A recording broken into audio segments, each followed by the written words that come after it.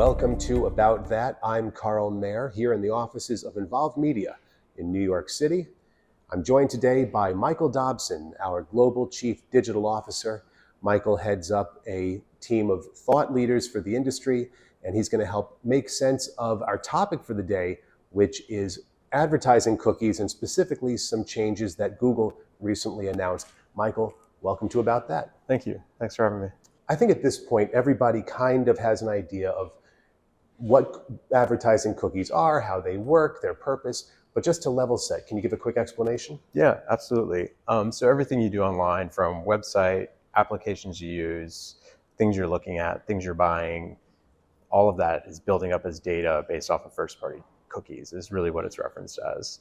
One of the analogies I like to use is whenever you go to a conference and you as a visitor at a conference, you usually have a name badge, you'll have a title and your company, and all of that's actually formed based off of whoever's hosting the conference, which that's then looked at as first-party data and a cookie that's based off of that.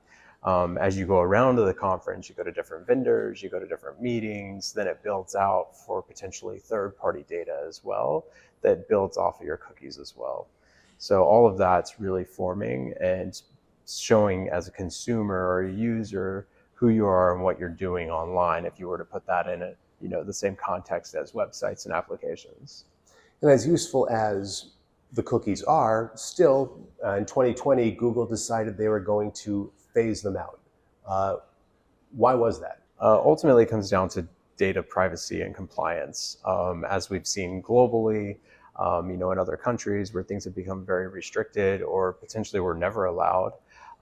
In the States specifically, things have become more scrutinized for the protection of your data as a consumer and to make sure that those who are using the data as advertisers or brands are using it in a compliant way. Despite all of the security concerns, all the privacy concerns, late last month, Google announced maybe we're not going to phase them out entirely. Yeah. Why that change?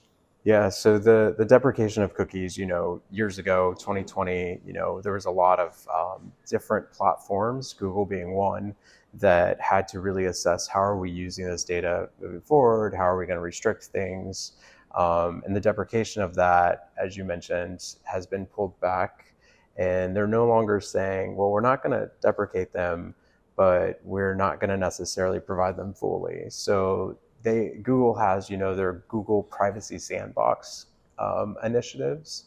And part of that, now they're going to roll out where they're giving the user more options of actually opting in or opting out of what you want to share.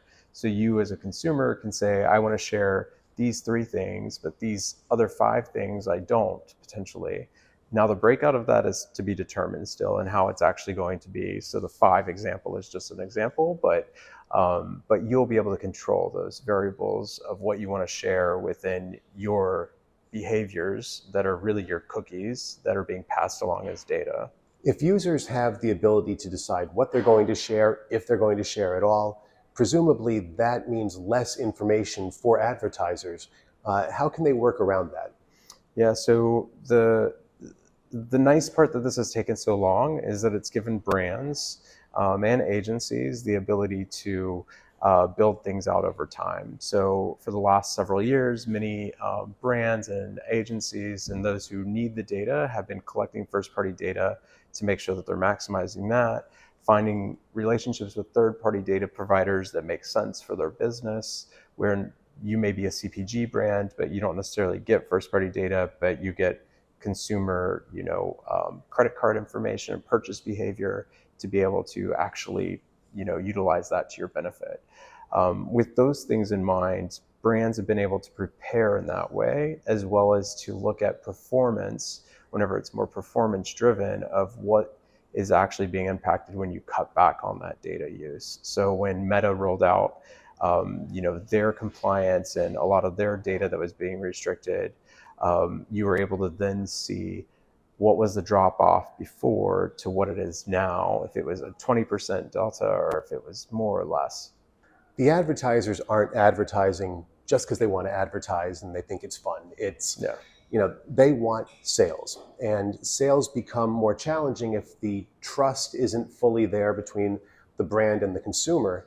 With all of this focus on privacy concerns and sort of the big brothers watching of it all, uh, what can advertisers do to restore that connection and that trust?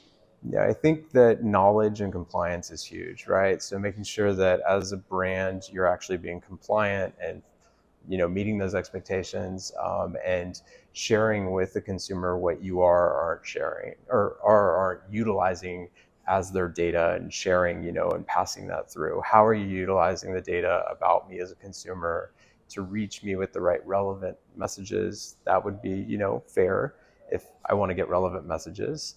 And then making sure that they're also sharing the ability of how they can opt in and opt out.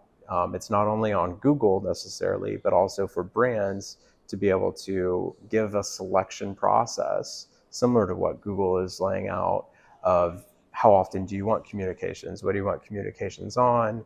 Do you want to see things regularly, monthly, whatever that may be?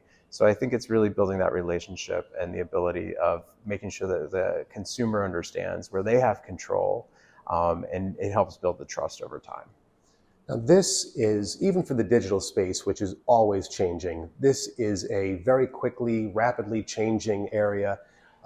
Has the potential to be very confusing. So thank you for coming on today and helping to sort of cut through everything and make sense of it. Absolutely. I really appreciate it.